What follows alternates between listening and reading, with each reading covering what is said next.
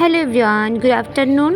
আজ হচ্ছে বুধবার, মানে বুধ বৃহস্পতি দুদিনের একটা ভিডিও কিন্তু তোমাদের সাথে শেয়ার করছি, কারণ একসাথে ভিডিওগুলি শেয়ার করা সম্ভব হচ্ছে না। বুধবারে সকালের দিকেই কিন্তু সৃজার বাবাও চলে এসেছে, আর এখন ঘড়িতেই দুপুর 12টার মতো বাজে। আমরা রেডি হয়ে বেরিয়েছি, কারণ আমাদের কিছু শপিং করার আছে, যেহেতু সময় খুব কম, তাড়াহুড়োর মধ্যে যেতটুকু পারি শপিং করব। বিশেষ করে আমার একটা লেহেঙ্গা কেনার আছে, সেটার জন্যই শপিংয়ে তাড়াহুড়ো করে আসা। তো কোনটা নেব এখন ডিসাইড করতে পারছি না। পরে ভিডিওতে তোমরা দেখতে পাবে যে আমি কোন লেহেঙ্গাটা নিয়েছি। আর শপিং করার জন্য কিন্তু আমরা চলে এসেছি চাঁদনি চক, যেটার নাম কিন্তু সব সময় সবার মুখেই শুনছি। তো আজ আমিও সেখানে চলে এসেছি। প্রথম যখন এসেছিলাম তখন কিন্তু এত ভিড় ছিল না, এখন প্রায় বিকেল হয়ে গেছে, আর এখন প্রচুর গ্যাদারিং হয়ে গেছে মার্কেটে।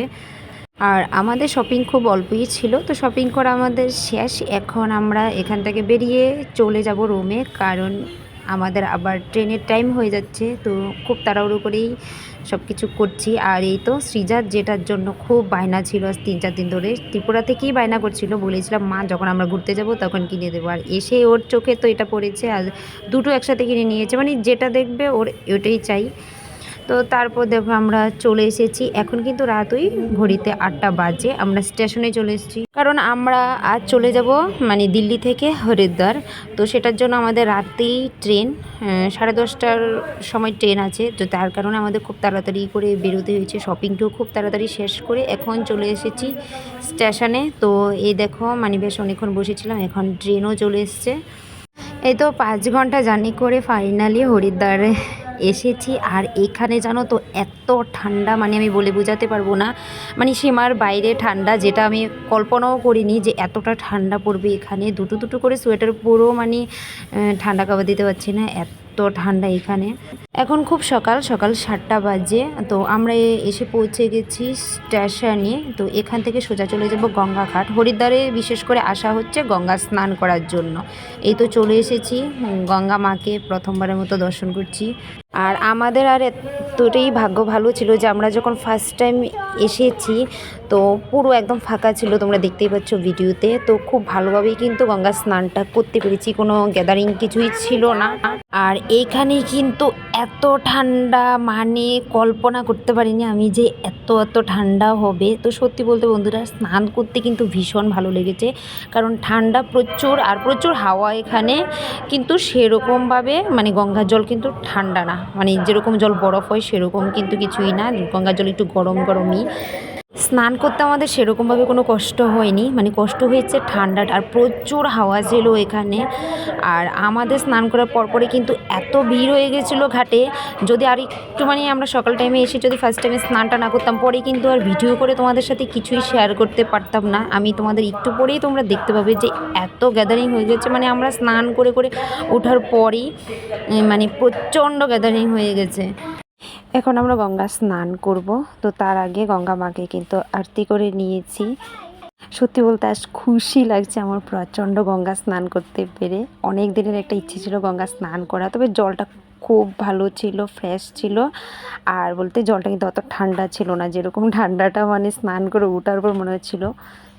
ভিডিওটা লং হয়ে যাবে বলে আমি ভিডিও স্পিডটা বাড়িয়ে দিচ্ছি, চাই হয়তো একটু অন্যরকম দেখা যাচ্ছে। তারপর সৃজাকে স্নান করাবে, তারপর সৃজার বাবা স্নান করবে। আর এখন দেখতেই পাবে তোমরা যে সৃজা স্নান করতে গিয়ে কী করে প্রচুর কান্নাকাটি, কারণ সৃজা জলকে প্রচণ্ড ভয় পায়।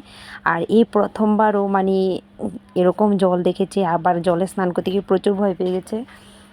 যাই হোক, ওকে তো অর্ধেক স্নান করাতে পেরেছি, অর্ধেক স্নান করাতে পেরেছি, এটাই ভালো, কারণ ও কিছুতেই স্নান করতে চাইছে না। যাই হোক, ওকে এখন ড্রেস পরিয়ে সৃজাবাবু চলে এসছে, ও স্নান করবে। চলো, ফাইনালি আমাদের গঙ্গা স্নান কমপ্লিট। মনটা ভীষণ শান্তি লাগছে। হরিদ্বারে আসাটা কিন্তু আমাদের গঙ্গা স্নানের উপলক্ষে, আর কিছু না। আর আমরা এখানে বেশি লেট করব না, এখান থেকে আমরা আবার আরেকটা মন্দিরে চলে যাব, যেটা হচ্ছে মনসা মন্দির। তো সেখানে চলে যাব, কারণ আমাদের আবার দুপুরবেলা ট্রেন আছে, এখান থেকে চলে যাব। আর দেখতেই পাচ্ছ, আগে যে বলেছিলাম প্রচুর গ্যাদারিং হয়ে গেছে, 5 মিনিটের মধ্যে জায়গাটা একদম পুরো ভরে গেছে মানুষে। তো সেখান থেকে আমরা চলে এসেছি, এখন যাব মনসা মন্দিরে। যেহেতু মন্দিরটা অনেক উঁচুতে, তো সময় কম আমাদের, তো সেই কারণে রোদ দিয়েই যাচ্ছি। আর সৃজা তো খুব খুশি, মানে অনেক দিন পর এবার পুরো চড়ছে। কলকাতায় যখন ছিলাম তখনও চড়িয়েছিলাম। আর সত্যি বলতে মন্দিরটা কিন্তু অনেক অনেক উঁচুতে ছিল, আর ওপর থেকে কিন্তু নিচের ভিউটা ভীষণ সুন্দর লাগছে দেখতে। যদিও মন্দিরের ভেতরে ভিডিওটা তোমাদের ভালো করে দেখাতে পারিনি। আর দেখো সকাল টাইমে এসেছি বলে পুরো ফাঁকা, কিন্তু আমরা খুব ভালোভাবে পুজো দিতে পেরেছি। আর এটা হচ্ছে বৈষ্ণব দেবী মন্দির, আর এখন আমরা পুজো দিতে এসেছি হচ্ছে মনসা মন্দিরে। ভেতরে ক্যামেরা একদম অ্যালাউ ছিল না, তারপর আমি একটু একটু একটু একটু করে ক্লিপ নিয়েছি, যেটার জন্য অনেক বকা খেয়েছি আমি। ওনারা বারবার বলছিল যে ভিডিও করা বন্ধ করুন, ভিডিও করবেন না। তারপর আমি একটু একটু ক্লিপ নিয়েছি। তো ফাইনালি আমাদের সব পুজো কমপ্লিট। এখন আমরা এখান থেকে বেরিয়ে যাব। এই যে আমরা এখন এখান থেকে বেরিয়ে যাচ্ছি, কারণ আমাদের 1:30টায় আবার ট্রেন আছে। তো সেই কারণে খুব তাড়াহুড়ো করে আমরা খুব মানে ভালোভাবেই কিন্তু পুজো দিতে পেরেছি। তাড়াহুড়ো করলে কী হবে, কারণ তখন একদম গ্যাদারিং কম ছিল। আমরা যখন বেরিয়ে আসছি তখন আস্তে আস্তে লোকজনের ভিড়টা বেশি করে হচ্ছিলো। দুপুর হলে কিন্তু পুজো দিতে খুব কষ্ট হতো। তো চলো বন্ধুরা, ভিডিও ভয়েসটা যদি একটু অন্যরকম হয় তাহলে কষ্ট করে শুনে নেবে, কারণ ভিডিওটা আমি ট্রেনে বসেই করেছি, ভয়েসটাও ট্রেনে দিয়েছি, শুনতে একটু অসুবিধা হতেই পারে। আর নেক্সট ভিডিওর জন্য অপেক্ষা করে আরও সুন্দর সুন্দর ভিডিও তোমাদের কাছে আমি নিয়ে আসবো। তোমরা ভালো থাকবে, ধন্যবাদ।